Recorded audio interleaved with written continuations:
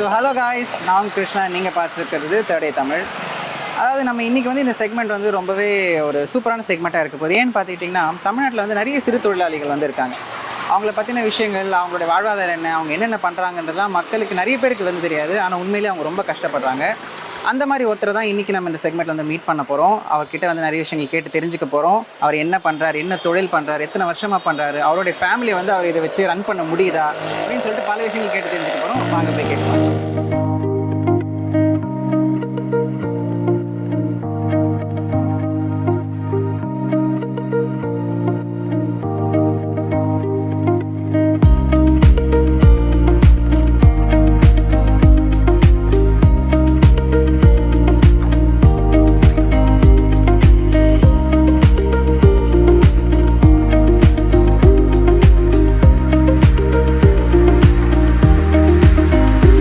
நீங்கள் அறிமுகப்படுத்திக்கோங்க. ரமேஷ் சார். எங்கேருந்து வரீங்க? பட்டாபுரம். பட்டாபிராம். உங்கள் பூர்வீகமே பட்டாபிராம் தான்? இங்கே தான் இருந்தது. மேரேஜ் ஆகி அங்கே போய்ட்டோம். கல்யாணம் ஆகி அங்கே போயிட்டீங்க. பட்டாபிராமில் எத்தனை வருஷமாக இருக்கீங்க? பட்டாபுரமில் ஒரு 20 வருஷக்கிட்ட ஆக போகுது. 20 வருஷம் இருக்கீங்க. அதான் அங்கேருந்து இங்கே வந்து நீங்கள் தொழில் பண்ணணுன்றது என்ன? நான் இங்கே இருந்தது ஃபஸ்ட்டு இருந்தது இங்கே தான் பழகன் ஏரியான்றனால இங்கே வரேன். அங்கேருந்து இவ்வளோ தூரம் டெய்லி நீங்கள் வந்து இந்த தையல் மிஷினோட வந்து பண்ணுறீங்க? தையல் மிஷின் இங்கே உள்ளே வச்சுடுவேன். சரி. டெய்லி வந்து செய்வேன். டெய்லி வந்து செய்கிறீங்க. இந்த தையல் தொழில் தான் நீங்கள் பண்ணணுன்றது உங்களுடைய ஐடியா? சின்ன வயசுலேருந்து பழகி போச்சு. டெய்லர் கடையில் 20 வருஷமாக வேலை செஞ்சேன். சரி. 20 வருஷமாக வேலை செஞ்சுட்டு அதுக்கப்புறம் இங்கே வந்து கடை வச்சேன். ரோட்டில் வச்சு கடையில் வேலை செஞ்சேன். ஒன்றும் செட் ஆகலை. அதனால் லாஸ்ட்டாக இங்கே இங்கே வந்து ஒரு 8 வருஷம் ஆகுது. வேறு எந்த வேலையும் நீங்கள் ட்ரை பண்ணவே இல்லையா? கை தொழிலாக போயிடுச்சு. எங்கேயும் போக தோணலை. அதனால் இது. சரி, ஓகே. கைத்தொழில் வந்து நீங்கள் பண்ணுறீங்க. உண்மையிலேயே வந்துட்டு அவ்வளோ ஈஸி கிடையாது. இப்போ உங்களை நம்பி தான் இருக்குது உங்கள் குடும்பம்? ஆமாம், வேறு யாரும் இல்லை. எத்தனை பசங்க? என்ன? 3 பசங்க தான். பொண்ணு 12th போகுது. ஓகே. காலேஜ் போகுது இந்த வருஷம். Super super. ரெண்டாவது ட்வின்ஸ் ரெட்டை போர். ஓகே. அவங்க பசங்களா? பசங்க. பொண்ணு 1 பையன் 1. ஓகே. அவங்க 4th போகிறாங்க இந்த வருஷம். சரி. பொண்ணு 12th எவ்வளோ மார்க் வாங்கினாங்க? 474. Super super. இப்போ என்ன படிக்க வைக்கிறதா? பிகாம் படிக்கலான்னு. இன்னும் காமர்ஸ் எடுத்தாங்களா? தாமஸ். ரொம்ப சந்தோஷம். காலேஜ் தான் அழிஞ்சுன்னுக்கிறோம், இன்னும் கிடைக்கல. அப்படிங்களா? ப்ரைவேட்லாம் போட்டு ஃபீஸ் ஓவராகுது. அதனால சரி கவர்மெண்ட் ட்ரைட் பண்ணிக்கிறோம். மண்டே வர சொல்லிக்கிறாங்க, போய் பார்க்கணும் கவுன்சிலிங். கண்டிப்பாக கிடைக்கும். போனால் தான் தெரியும். கவலையப்படாதீங்க. இப்போ நீங்கள் வந்து கடை வச்சுருக்கீங்க இல்லையா? ஆமாம் சார். ஸோ இந்த கடையில் வந்துட்டு நீங்கள் இத்தனை வருஷமாக இங்கே தான் இருக்கீங்க. ஆமாம் சார். ஸோ இந்த வருமானத்தை வச்சு தான் நீங்கள் ஃபேமிலி வந்து ரன் பண்ணிட்டு இருக்கீங்க. பொதுவாக வந்து உங்களுக்கு ஒரு நாளைக்கு எவ்வளோ வருமானம் ஒரு வரும்? 500 ரூபா வரும். 1000 ரூபானா எப்போவாது வாரத்துக்கு ஒரு வாட்டி அப்படி வரும். 500 600 அவ்வளோ தான். இந்த 1000ன்றது வாரத்துக்கு ஒரு வாட்டி, மாதத்துக்கு 2-3 வாட்டி வரும். ஓகே. மினிமம் வந்தால் ஒரு 500 ரூபா வரும். ஒரு நாளைக்கு வெறும் 500 ரூபா தான் வரும்? ஆமாம் சார். அதை வச்சு வந்து ஃபேமிலி இப்போது இந்த சென்னையில் வந்து நடத்துறது அவ்வளோ ஈஸி கிடையாது. நீங்கள் எப்படி கட்டுப்படி ஆகுது உங்களுக்கு? கட்டுப்படி அவ்வளோ தான். என்ன பண்ணு, கடன் ஒன்றா வாங்கி ஓடிவேன். தண்டல் வாங்குறேன் டெய்லி. அது ஒரு கட்டுறேன். ஸ்கூல் ஃபீஸ் கட்டணும். இப்போ பசங்களுக்கே 30,000 ஃபீஸ் கட்டணும். அது இல்லாமல் காலேஜ் வேறு இருக்குது. என்ன பண்ணு ஒன்றும் புரியல. பசங்க கவர்மெண்ட் ஸ்கூலில் படிக்கிறாங்க? கான்வென்ட் தான் சார். கான்வென்ட்டில் படிக்கிறாங்க? ஆமாம். சரி. அது வந்து அந்த ஆர்டிஓவில் போட்டிருக்கோம். Okay okay. அது கவர்மெண்ட்டு மாத ஃபீஸே இல்லை, ஆனால் வருஷ ஃபீஸே கட்டணும். இந்த வருஷம் 30,000 கட்டணும் 2 பேருக்கு. சரி. அதனால ரொம்ப கஷ்டம். அவங்க வீட்டுக்கார அம்மா இருக்காங்க. ஸோ எல்லாருமே உங்களை நம்பி தான் இருக்காங்க. ஆமாம். சரி. இப்போ கஸ்டமர்ஸ்லாம் தினமும் உங்களுக்கு ரெகுலராக வருவாங்க? ரெகுலராக வருவாங்க சார். ரெகுலராக வரும். வேறு ஏதோ 500 ரூபா 600 ரூபா மினி போனால் ஒரு 800 1000 வரும். 1000 ரூபாய் ரெகுலராக சொல்ல முடியாது, என்றைக்காக வரும். ஓகே. கடன் எல்லாம் எவ்வளோ? இது மூலிமா அடைக்க முடியுதா உங்களுக்கு உங்கள் கடன்? முடியும் சார். அட்ஜஸ்ட் பண்ணி தான் அப்படியே கட்டின்னு இருக்கோம். லோன்லாம் வாங்கியிருக்கோம். அது மாதம் அதிகம் 3000 4000 கட்டின்னு இருக்கோம். அது இல்லாமல் தண்டில் வர டெய்லி தண்டில் 100 ரூபா 150 ரூபா அதுக்கே போயிடுது. இப்போ 500 ரூபா தான் அதுக்கு போச்சு. 400 ரூபா தான் அதை வச்சு வீட்டு செலவு ஓட்டி வீட்டுக்கு நீங்கள் இது பண்ணோம். இப்போ இன்னைக்கு வெயிலாக இருக்குது, நீங்கள் கடை வச்சிருக்கீங்க. இப்போ திடீர்னு மழை பெஞ்சு தான் என்ன பண்ணுறது? எடுத்து வச்சுட்டு போயிட்டு வேண்டியதான். இந்த இப்போ 2 நாள் மழை வந்து வீட்டுக்கு தான் போயிட்டேன். நேற்று வரல. சரி, என்ன பண்ணுது? வாடகை வீடா இல்லை சொந்த வீடுனால ஓடுது. வாடகை வீடெலாம் முடியாது. அது கூட அப்பா அம்மா கட்டி விட்டுதாங்க பட்டாபுரமில். அப்பா அம்மாலாம் இங்கே வீடு இங்கே தான் ஹவுசிங் போட்டாங்க.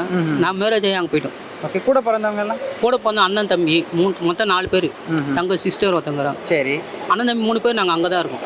ஓகே. அவங்களும் இந்த மாதிரி ஏதாவது தொழில் பண்ணி? அண்ணனும் இதே மாதிரி டெய்லர் தொழில் தான். பக்கத்தில் இந்த ராஜகோபால் ஸ்ட்ரீட்டில் வச்சுக்கிறப்ப. Okay okay. அவர் என்ன மாதிரி தான் ரோட்டில் வந்து வைக்கிறப்ப. ஓகே. அவரை வச்சு தான் நான் வந்தேன் இங்கே. ஓ, அப்படிங்களா? ஓகே. இப்போ அவர் தங்கச்சி அவங்கெல்லாம்? தம்பி வந்து கம்பெனியில் வேலை செய்கிறப்பல, தங்கச்சி இங்கே தான் வீட்டு வேலை செய்யணுங்கிறேன். அவங்க இங்கே தான் இருக்கிறாங்க. உங்களுக்கு யாராவது உதவி எதுவும் பண்ணுறாங்களா? உதவி யார் சார் பண்ணுறாங்க? உதவி எந்த உதவியும் கிடைக்கிறது கிடையாது. அரசாங்கத்துக்கிட்ட ஏதாவது உதவி கம்யூனிஸ்ட் இந்த சர்டிஃபிகேட், இந்த கிராஜுவேட் சர்டிஃபிகேட்டும் அழிஞ்சிடும். ஒரு மாதமாக அழிஞ்சு போகும். நேற்று முந்தானு தான் கட்சிது. அதுதான் கிராஜுவேட் சர்டிஃபிகேட், ஃபஸ்ட்டு கிராஜுவேஷன். அதுதான் கட்சி. வேறு ஒன்றும் கவர்மெண்ட்டு வேறு ஒன்றும் இல்லை. கவர்மெண்ட்டு வேறு எந்த உதவியும் வரல. அதான் நீங்கள் எதுவும் எதிர்பார்க்குறீங்களா? கோரிக்கை எதுவும் வைக்கிறீங்களா கேட்டேன். என்ன கிடைச்சா நல்லது தான். பசங்க படிப்பு செலவுக்கு தான் ஒன்றும். படிப்பு பொண்ணு காலேஜ் கவர்மெண்ட்டுக்கு கட்சா கொஞ்சம் நல்லதாக இருக்கும். அதுதான் பார்த்துனுக்குறோம். சரி. ப்ரைவேட்லாம் போய் பார்த்தாலும் ஃபீஸ் 1 லட்ச ரூபாய் 80,000 கேட்குறாங்க. நம்ம இந்த வருமானத்தை வச்சு ஒன்றும் பண்ண முடியாது. அதான் என்ன பண்ண தெரியல. இன்னைக்கு எவ்வளோ உங்களுக்கு கஸ்டமர்ஸ் வந்திருக்காங்க? இன்னைக்கு இதுவரையும் ஒரு கஸ்டமர் வந்துக்கிறாங்க. என்ன ஒரு 300 வேலை வந்துக்குது. இதுக்கு மேலே வந்தால் உண்டு. ஓகே. காலையிலே எல்லாரும் வந்துருவாங்களா இல்லை விட்டு தான் கேப் விட்டு தான் கேப் விட்டு தான் சொல்கிறாங்க. கேப் விட்டு தான் வரும். கேப் விட்டு தான் வருவாங்க. இல்லைனா ஃபோன் பண்ணுவாங்க. ஃபோன் பண்ணால் போய் வாங்கிட்டு வருவாங்க. வீட்டில் என்ன ப்ளவுஸ் எதுனா வந்தால் வீட்டில் வாங்கி தைப்பேன். அவ்வளோதான்.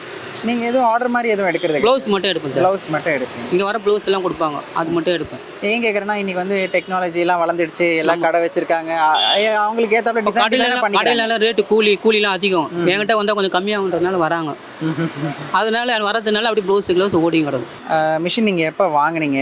இது வந்து நான் பழைய மிஷின் வந்து ஸ்டார்டிங்கில் பழைய மிஷின் தான் வச்சுருந்தேன். ரொம்ப ஓடவே இல்லை, சரியா ரிப்பேர் ஆனிது. நாங்கள் மேலே ஐயர் வீட்டில் பார்த்து அவங்க வாங்கி கொடுத்தாங்க மிஷின். ஓ பரவாயில்ல. வாங்கி ட்ரெஸ்லாம் நீங்கள் தைக்கிறது? தைப்போம். ஆனால் அவங்க அதுக்கு தகுந்த காசுலாம் கொடுத்துருவாங்க. ஃப்ரீலாம் ஒன்றும் இல்லை. புரியுது. மிஷின் வாங்கி கொடுத்துக்கிறாங்க, ஹெல்ப் பண்ணிக்கிறாங்க. அந்த மாதிரி ஹெல்ப் பக்கத்தில் பண்ணுவாங்க. அதே ஹெல்ப் கவர்மெண்ட்டில் எதுவும்? கவர்மெண்ட் எங்கே சார் அலைய விட்றாங்க சார். நம்ம போனோம்னா எங்கே சார் கிடைக்குது? எல்லாம் கட்சிக்காரங்க இவங்க தான் பார்க்குறாங்க. நீங்கள் யார்கிட்டையும் எந்த விதமான கோரிக்கையும் வச்சது இல்லையா? கேட்ட மாதிரி நம்ம எங்கே சார் போன கோரிக்கைன்னு கற்றுக்கோங்க. ஏதாவது சர்டிஃபிகேட் கவர்மெண்ட் தேவையான எதுவோ போனோமா அலைய விட்றோம். அதனாலே விட்டுருவோம். நான் போகிறதே இல்லை. அந்த ஃபோன் போய் உடனே கிடைச்சாலும் பரவாயில்ல, கிடைக்க மாட்டேங்குது. ரேஷன் கார்டுக்கு நான் ஸ்டார்டிங்கில் 3 வருஷம் அலைஞ்சேன். நான் ஸ்டார்டிங்கில் நான் கல்யாணம் ஆன புதுசில் 3 வருஷம் அலைஞ்சி தான் அந்த ரேஷன் கார்டை வாங்கினேன்.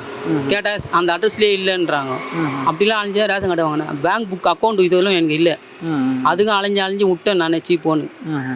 அதான் சொல்கிறேன், எதுக்குமே அலைய விட்றாங்க. அதுக்கே போகிறது இல்லை. நான் கவர்மெண்ட் வந்து அலைய விடுறாங்கன்றீங்க. அலைய விடுவாங்க.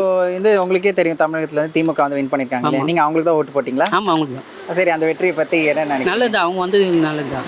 இப்போ கொஞ்சம் முன்னாடி கவர்மெண்ட் எந்த உதவி பண்ணல. நீங்கள் பண்ணல தான், என்ன பண்ணுறது? நம்ம போட்டது அவங்க தான் போடுங்க. பிஜேபிலாம் போட்டால் ஒன்றும் வேலைக்கு ஆகாது. அவங்க 10 வருஷமாக என்னத்தை பண்ணாங்க தமிழ்நாட்டுக்கு? அதனால டிஎம்கே ஒரு நம்பிக்கை தான் அவங்க பண்ணுவாங்க. அவங்கள ஏதோ மாதம் ஒரு 1000 ரூபாய் தராங்க, ஏதோ செலவுக்கு ஓடுது இல்லை.